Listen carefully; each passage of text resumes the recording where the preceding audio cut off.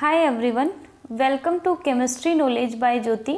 Guys, आज हम BSc part 3 का एक टॉपिक एमिनो अम्लों का संश्लेषण पढ़ने वाले हैं। गाइस, इससे पहले हम एमिनो अम्लों के वर्गीकरण के बारे में पढ़ चुके हैं। आज हम देखेंगे कि एमिनो अम्लों को बनाया कैसे जा सकता है। गाइस, इसमें देखिएगा, सबसे पहला मेथड अपने पास है पर्किन विधि। पर्किन विधि में क्या होता है, अल्फा हैलोजनीकृत अम्लों की लंबे समय तक अमोनिया से अभिक्रिया करवाई जाती है। एग्जाम्पल के तौर पे देखिएगा, अल्फा हैलोजनीकृत अम्ल के रूप में हमने लिया है क्लोरो एसिटिक अम्ल। ये CH3COH हो तो एसिटिक अम्ल होता है, उसके साथ में हमने क्लोरो रखा हुआ है तो हम इसे क्लोरो एसिटिक अम्ल कहेंगे। गाइस देखिएगा, ये हमने अमोनिया लिया है। अमोनिया को हम लिख सकते हैं NH2, नाइट्रोजन के साथ में जुड़ा हुआ है एक हाइड्रोजन। जब नाइट्रोजन और हाइड्रोजन के बीच का बॉन्ड हम तोड़ेंगे तो हाइड्रोजन पे पॉजिटिव चार्ज और नाइट्रोजन पे नेगेटिव आने वाला है, क्योंकि हमें पता है कि नाइट्रोजन की इलेक्ट्रोनेगेटिविटी ज़्यादा होती है और जिसकी इलेक्ट्रोनेगेटिविटी ज़्यादा होती है बंध के इलेक्ट्रॉन उसी की तरफ आकर्षित रहेंगे। तो यदि हम ये बॉन्ड तोड़ेंगे तो हमारे पास दो टाइप के आयन बनेंगे, एक होगा H+ आयन और दूसरा बनने वाला है NH2- आयन। गाइस देखिएगा, ये NH2- आयन यहाँ से Cl- का नाभिक स्नेही प्रतिस्थापन कर देता है और नाभिक स्नेही प्रतिस्थापन होने से Cl- की जगह आपको मिलेगा NH2, next CH2COH as it is रहता है। ये आपके पास बन गया है एमिनो अम्ल। गाइस, हमने पहले देखा है जब कार्बन की श्रृंखला में COH और NH2 दोनों समूह उपस्थित होते हैं तो हम उसे एमिनो अम्ल कहते हैं। यहाँ हमारे पास COH समूह और NH2 समूह दोनों हैं, इसलिए हम इसे एमिनो अम्ल कहेंगे और इसका नाम है यहाँ पे ग्लाइसिन एमिनो अम्ल। गाइस नेक्स्ट देखना, हमने यहाँ पे लिखा था 2NH3, जिसमें से एक अणु को हमने ब्रेक करवा लिया था H+ और NH2- आयन में। NH2- आयन का प्रतिस्थापन हमने Cl से करवा दिया है।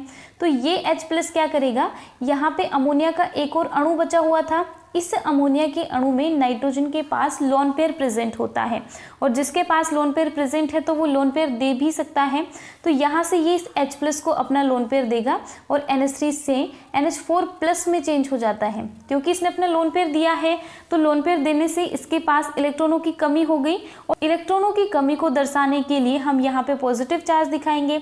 अब देखना गाइस, यहाँ से नाभिक स्नेही प्रतिस्थापन हुआ था तो Cl- बाहर निकला था, तो ये NH4+ और ये वाला Cl- दोनों मिलकर NH4Cl का निर्माण कर लेते हैं। नेक्स्ट मेथड होने वाला है ग्रेबिल थैलेमाइड। ग्रेबिल थैलेमाइड में देखिएगा, हमें लेना है पोटेशियम थैलेमाइड और पोटेशियम थैलेमाइड की अभिक्रिया हमें करवानी होती है अल्फा हैलोजनीकृत एस्टर के साथ में। गाइस सबसे पहले ये देखो, ये जो संरचना बनी हुई है बेंजीन के साथ में C+O, दूसरी साइड C+O और ये दोनों जुड़े हुए हैं नाइट्रोजन के साथ में और उस नाइट्रोजन के साथ में जुड़ा हुआ है पोटेशियम, तो इसे कहा जाता है पोटेशियम थैलेमाइड। नेक्स्ट हमें लेना है अल्फा हैलोजनीकृत एस्टर। ये देखना COOC2H5, ये एस्टर हो गया आपका। यहाँ पे इसके साथ में अल्फा कार्बन पे जुड़ा हुआ है ब्रोमो समूह, मीन्स एक हैलोजन, तो हम इसे अल्फा ब्रोमो एल्केनोइड कहेंगे। गाइस देखिएगा, यहाँ से ये वाला K+ और यहाँ से निकलेगा Br-, निकलेगा तो कार्बन पे पॉजिटिव, यहाँ पे नाइट्रोजन पे नेगेटिव था, तो ये दोनों यहाँ से KBr का एक अणु निकालकर दोनों आपस में जुड़ जाते हैं। जहाँ पे नाइट्रोजन पे नेगेटिव था उसके साथ में ये वाला कार्बन जुड़ जाता है और इस नाइट्रोजन और कार्बन के बीच में बंध बन गया है। गाइस नेक्स्ट देखना, हम करवाएंगे इसका NaOH के साथ अभिक्रिया। NaOH के साथ जब अभिक्रिया करवाई जाती है तो NaOH को यहाँ पे अधिकता में लिया जाता है। तो देखिएगा आप, यहाँ से ये C+O जो है इसके साथ में आकर जुड़ता है ONA, यहाँ से निकला होगा H+ आयन और दूसरा ONA- आयन, तो ONA- इस कार्बन के साथ में जुड़ जाता है जिससे नाइट्रोजन के साथ में यहाँ से बॉन्ड ब्रेक कर लेता है। जब ये नाइट्रोजन के साथ से बॉन्ड ब्रेक करेगा तो इस नाइट्रोजन को हम यहाँ से जो H+ आयन निकला था वो वाला H+ आयन दे देते हैं।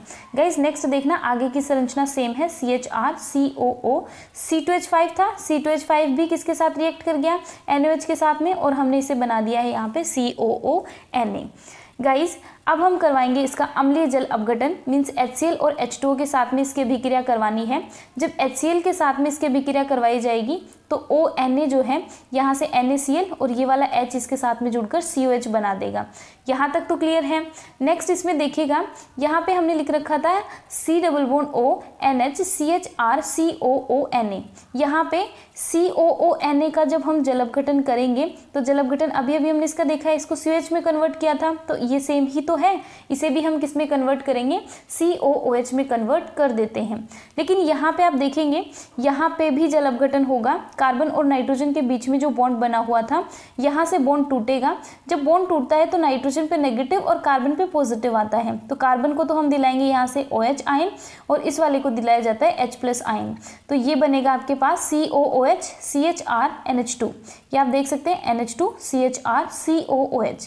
गाइस देखना, एक कार्बन की श्रृंखला में COH समूह और NH2 समूह दोनों प्रेजेंट होते हैं तो हम उसे एमिनो अम्ल कहते हैं, और हमें एमिनो अम्ल का संश्लेषण ही करना था जो कि हमारे पास हो चुका है।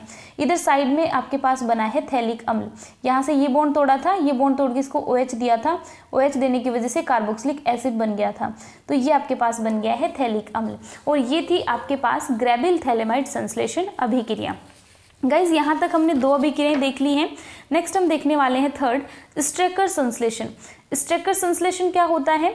इस विधि में एल्डिहाइड अथवा कीटोन की अभिक्रिया HCN से करवाने पर प्राप्त साइनोहाइड्रिन के एमिनीकरण तथा जल अपघटन पर अल्फा एमिनो अम्ल प्राप्त होता है। गाइज देखिएगा, सबसे पहले हमें एल्डिहाइड या कीटोन लेना है, हमने यहाँ पे लिया है एल्डिहाइड, दूसरा हमारे पास है HCN। HCN में देखिएगा गाइज, इसका बॉन्ड ब्रेक कुछ इस प्रकार से करता है H+ आयन और दूसरा हमें मिलता है CN- आयन।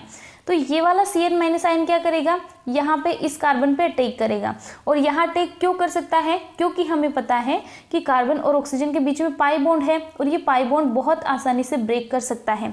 जब ये बॉन्ड ब्रेक करेगा तो ऑक्सीजन पे जाएगा नेगेटिव और कार्बन पे आएगा पॉजिटिव। इस पॉजिटिव की वजह से ये CN- यहाँ से जुड़ सकता है, तो ये तो बन गया यहाँ पे कार्बन से CN का डायरेक्ट बॉन्ड। यहाँ पे हमने इस O- के साथ में H+ ऐड किया है तो ये चेंज हो गया है OH में। गाइस ये हमारे पास जो बना है इसे कहा जाता है साइनोहाइड्रिन। एक ही कार्बन पर जब साइनो और OH समूह उपस्थित होते हैं तो उसे साइनोहाइड्रिन कहा जाता है। अब हम इसका करवाएंगे एमिनीकरण। एमिनीकरण करवाने के लिए अमोनिया के साथ अभिक्रिया करवाई। अमोनिया यहाँ पे ब्रेक करेगा H+ आयन और NH2- आयन में, और ये वाला NH2- आयन इस OH- का प्रतिस्थापन कर देता है। तो यहाँ पे OH- था, इसकी जगह पे अभी हमने दिखाया है NH2 आयन। नेक्स्ट देखिएगा, नेक्स्ट हमें करवाना है इसका जल अपघटन। जल अपघटन जब हम करवाएंगे तो गाइज आप ध्यान दीजिएगा, जल अपघटन करवाते टाइम हमें सबसे पहले चेक करना होता है कि पाई बॉन्ड कहाँ पे प्रेजेंट है। पाई बॉन्ड का सबसे पहले जल अपघटन होता है, तो यहाँ पे आप देखेंगे CN का मतलब है C+N। सबसे पहले हम ये देख लेते हैं कि CN का जल अपघटन कैसे करवाएंगे, क्योंकि बाकी की जो संरचना है वो तो एज इट इज ही रहने वाली है, केवल यहाँ पे CN का जल अपघटन होकर COH का निर्माण होता है। तो देखना C+N था, इसमें एक पाई बॉन्ड ब्रेक करेगा। जब एक पाई बॉन्ड ब्रेक करेगा तो नाइट्रोजन पे जाएगा नेगेटिव चार्ज और कार्बन पे बचेगा पॉजिटिव चार्ज। जैसे ही नाइट्रोजन पे नेगेटिव गया, जल अपघटन का मतलब था कि हमारे पास H+ आयन और OH- आयन दोनों प्रेजेंट हैं। तो नाइट्रोजन पे नेगेटिव गया है तो नाइट्रोजन के साथ में जुड़ेगा हाइड्रोजन और कार्बन के साथ में जुड़ता है OH। गाइस ये एक बार हमने करवाया है, हम तब तक करवाते रहेंगे जब तक कि हमारे पास कार्बन और नाइट्रोजन का बॉन्ड कंप्लीट रूप से ब्रेक ना कर जाए। यहाँ पे देखना, हम वापस से करवाएंगे, नाइट्रोजन पे फिर जाएगा नेगेटिव और कार्बन पे बचेगा पॉजिटिव। अब ये डबल बॉन्ड सिंगल में कन्वर्ट हो गया, तो नाइट्रोजन पे नेगेटिव गया तो इसको हमने दे दिया H+ आयन, और कार्बन पे पॉजिटिव आया तो इसको हम दे देते हैं OH- आयन। गाइस इतना काम करने के बाद आप नेक्स्ट देखेंगे कि आप वापस से यहाँ से कार्बन और नाइट्रोजन के बीच का बॉन्ड ब्रेक करवाएंगे। जब ये बॉन्ड ब्रेक करवाते हैं तो कार्बन और नाइट्रोजन के बीच में अब कुछ नहीं बचेगा, नाइट्रोजन पे नेगेटिव आया होगा और नेगेटिव आया होगा तो हम इसे देंगे H+ आयन। जैसे ही हमने H+ आयन दिया तो ये चेंज हो गया है NH3 में, और इस कार्बन को हम क्या देने वाले हैं, OH- आयन। तो इस प्रकार से कार्बन पे 3 OH हो गए और नाइट्रोजन पे 3 हाइड्रोजन हो गए। नाइट्रोजन पे 3 हाइड्रोजन हुए तो अमोनिया बन गया, लेकिन यहाँ पे जब कार्बन पे 3 OH समूह आए हैं तो ये 3 OH कभी भी एक साथ स्थायी नहीं होते हैं। गाइज आपको मैंने पहले भी कई बार बताया है कि ये जो OH होते हैं, OH में ऑक्सीजन के पास 2 लोन पेयर हैं और ये 2 लोन पेयर प्रत्येक ऑक्सीजन के पास होने के कारण इनमें बहुत ज़्यादा प्रतिकर्षण होता है और इस प्रतिकर्षण के कारण एक कार्बन पर कभी भी 2 या 3 OH स्थायी नहीं होते हैं। गाइस अगर ये स्थायी नहीं है तो हम क्या करेंगे, हम यहाँ से निकालेंगे H2O का एक अणु। देखना, एक OH से हम लेंगे H+ आयन और दूसरा OH हम कंप्लीट रूप से बाहर निकाल देंगे, तो ये H+ और ये OH- दोनों मिलकर बना लेते हैं H2O। गाइस जब ये H+ निकलेगा तो इस ऑक्सीजन पर नेगेटिव छोड़कर जाएगा और जब ये OH- निकलेगा तो इस कार्बन पर पॉजिटिव छोड़ेगा, तो ये नेगेटिव और ये पॉजिटिव दोनों में क्या हो जाता है, आकर्षण होगा और डबल बॉन्ड का निर्माण होता है। तो यहाँ पे बनेगा C+O, एक इसके साथ एक OH और बचा हुआ है अभी तक और ये पूरी श्रृंखला जुड़ी हुई थी नेक्स्ट इस वाले कार्बन के साथ में। यहाँ से आप देख सकते हो ना, CN का किया हमने जल अपघटन, तो ये इस वाले कार्बन के साथ में जुड़ा हुआ है जिसपे NH2 और R लगे हुए हैं, तो ये कार्बन CH हो गया, ये NH2 ये R, ये आपके पास बन गया है एमिनो अम्ल। आप अच्छे से चेक कर सकते हैं, कार्बन पे NH2 और COH दोनों समूह हैं तो आप उसे एमिनो अम्ल कह सकते हैं। और ये जो कंप्लीट अभिक्रिया थी इसे हमने कहा है स्ट्रैकर संश्लेषण, मतलब स्ट्रैकर अभिक्रिया के द्वारा हमने एमिनो अम्ल का निर्माण कर लिया है। गाइज अब हम नेक्स्ट देखेंगे कूप संश्लेषण। अमोनिया की उपस्थिति में कीटो अम्लों के अपचयन से अल्फा एमिनो अम्ल प्राप्त होते हैं। यहाँ पे कीटो अम्ल C+O है, उसके साथ में COH है, तो इसे कीटो अम्ल कहा जाता है। इसकी अभिक्रिया हम करवाते हैं NH3 के साथ में। तो गाइस देखना कैसे होती है अभिक्रिया, हम इसे लिख सकते हैं NH2H, तो यहाँ पे ये वाला H2O बाहर निकलता है, ये दोनों हाइड्रोजन और यहाँ से ऑक्सीजन। जब ये ऑक्सीजन यहाँ से बाहर निकलेगा तो 2 बॉन्ड थे यहाँ पर, दोनों बॉन्ड नाइट्रोजन के साथ में जुड़ जाते हैं और ये बनाता है C+NH। ये H नाइट्रोजन के साथ पहले से था। अब हम इसका करवाते हैं अपचयन। अपचयन करवाने का मतलब है कि हम इनके साथ में हाइड्रोजन ऐड करने वाले हैं, तो एक हाइड्रोजन हम देंगे इस वाले कार्बन को और दूसरा हाइड्रोजन हम देते हैं इस वाले नाइट्रोजन को, तो ये हमारे पास बन जाता है RCHNH2COOH। गाइस देखिएगा, कार्बन पर COH और NH2 दोनों उपस्थित हैं तो हम इसे भी एमिनो अम्ल कह सकते हैं। तो इस प्रकार से कूप संश्लेषण के द्वारा हमारे पास एमिनो अम्ल का निर्माण हो जाता है। गाइस नेक्स्ट देखेंगे हाफमान निम्नीकरण विधि। हाफमान निम्नीकरण विधि में देखिएगा, एक हम लेते हैं अल्फा एमिडो एस्टर। अल्फा एमिडो एस्टर देखिएगा क्या होता है, RCH COOC2H5 होने की वजह से हम इसे एस्टर बोल रहे हैं और यहाँ पे है CONH2, इसकी वजह से इसे एमिडो बोला जाता है। तो ये एस्टर की अल्फा पोजीशन पे एमिडो है तो हम इसे कहेंगे अल्फा एमिडो एस्टर। इससे सबसे पहले करवाया जाता है हाफमान अभिक्रिया, Br2 + QH के साथ में अभिक्रिया।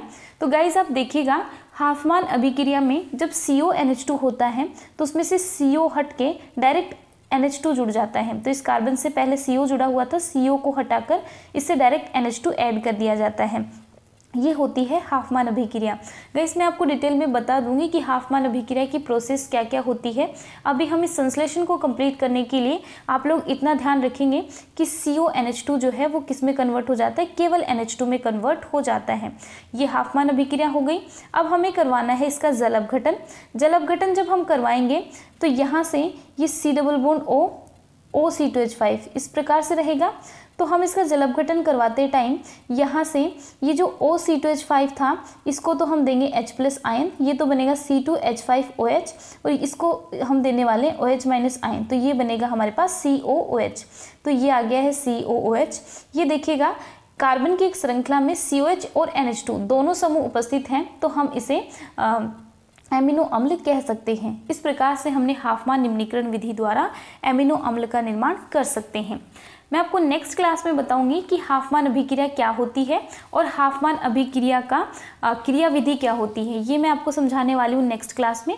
आज के लिए सिर्फ इतना ही। आई होप आपको वीडियो अच्छी लगी होगी। यदि आपको वीडियो अच्छी लगी है तो लाइक शेयर और सब्सक्राइब जरूर कीजिएगा। Thank you so much for watching.